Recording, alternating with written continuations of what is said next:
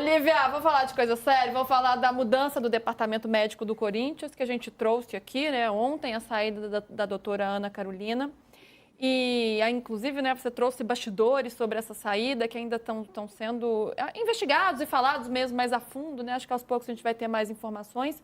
Mas pensando ali no efeito para campo mesmo, né? E no CT e nos jogadores. O que essa mudança aí pode ter pode influenciar na recuperação de jogadores? Pode ter alguma repercussão nisso? A gente está falando aí do Garro, que tem previsão de voltar aí em breve, que está no processo de transição. O Memphis também, que está fazendo uma força-tarefa aí para retornar logo aos gramados. Isso afeta algo? Como que isso foi recebido lá dentro do CT? Então, até para a gente contextualizar, né, a demissão da doutora Ana não aconteceu da noite para o dia, né? Mas a gota d'água, né, o ponto que culminou com a saída dela foi, de fato, a coletiva de imprensa do Dorival no domingo, depois do jogo contra o Santos. Aquela declaração sobre o Mateuzinho, sobre a recuperação do Mateuzinho, de que ele não deveria ter viajado para o Uruguai e entender por que ele ficou fora dos treinos durante a semana, isso pegou muito mal. E aí foi também o último ato antes da demissão da doutora Ana. Nesse contexto, a expectativa agora é remodelar o departamento médico. Então, existe uma ideia do Fabinho Soldado e também de outras figuras importantes ali do CT Joaquim Grava, que desejam uma remodelação, uma profissionalização e uma ideia de que talvez para esse período agora, com o dedo do Dorival, dessa escolha desse próximo profissional, que tenha ali também afinidade ou que já tenha trabalhado com ele, enfim, algo nesse sentido, para até facilitar essa comunicação entre departamento médico e comissão técnica. Só que a gente tem a informação de que a doutora Ana tinha um bom relacionamento com a maior parte do CT Joaquim Grava. Então, assim, os profissionais de nutrição, os profissionais de preparação física, todos esses profissionais tinham boa relação com a doutora Ana e ela sempre foi muito elogiada. O grande desgaste ali dentro do CT era com o Fabinho Soldado. Então, é realmente uma situação muito chata, muito, né, que mexe bastante com os bastidores ali, porque a gente está falando de uma profissional que ficava, né, tempo quase integral com os jogadores, em viagens, em jogos, mas ela também já tinha perdido muito espaço dentro do departamento médico. Apesar de chefiar o espaço, né, a área, ela já tinha perdido muito prestígio, digamos assim. Todos esses entraves, né, questões com o Fabinho Soldado, tudo isso tinha gerado desgaste, então ela já estava bastante afastada desde o início da temporada, de funções mais integradas com os outros departamentos. Nesse sentido, foi basicamente o ato final antes da demissão dela e pouca coisa deve mudar em relação aos procedimentos adotados hoje para a recuperação de jogadores. Lívia, a gente estava...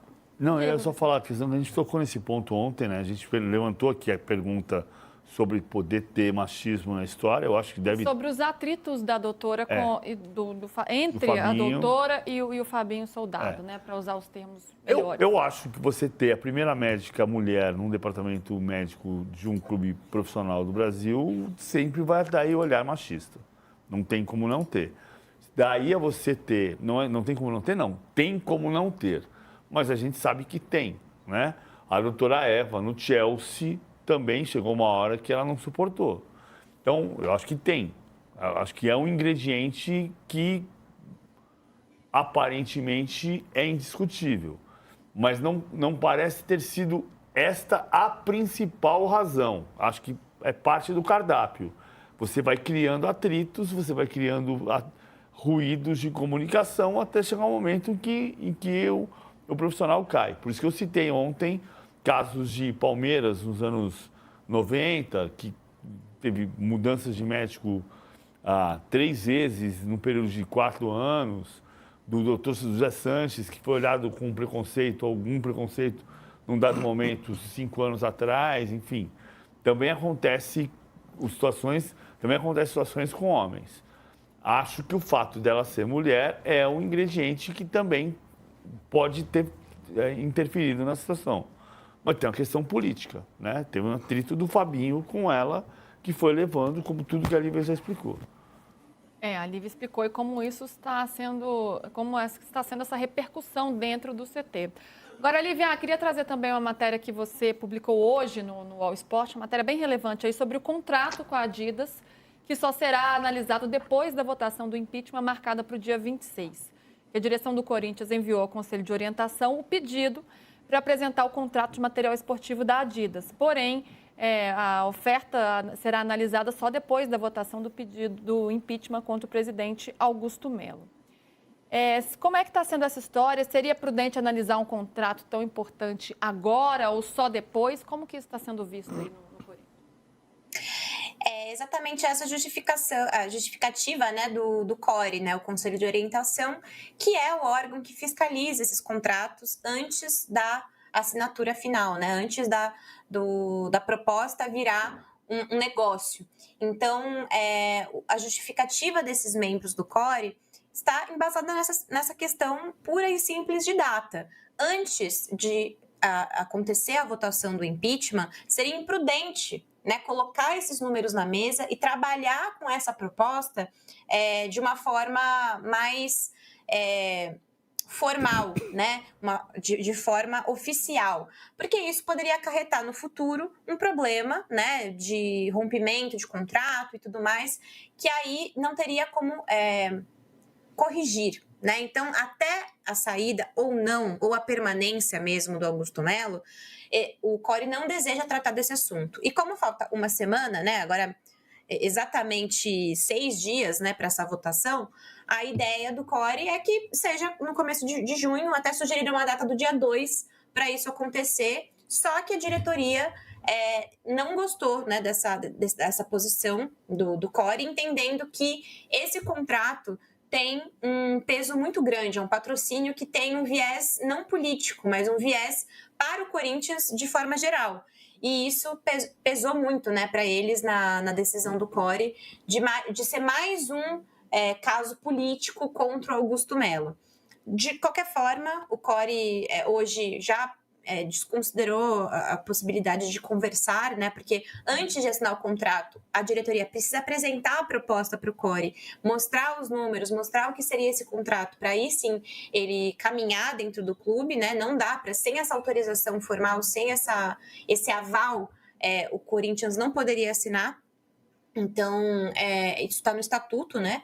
Então, tem que aguardar agora até o mês de junho para conseguir, de fato, esse casamento com a marca alemã de material esportivo. Enquanto isso, né? Marca alemã Adidas, né? É Adidas, né? A marca alemã é Adidas. Pode falar, Lívia, Adidas. Se quiser patrocinar também, fique à vontade. É que na voz da Lívia é mais caro. Já botamos o nome ali na tarja. O que mais?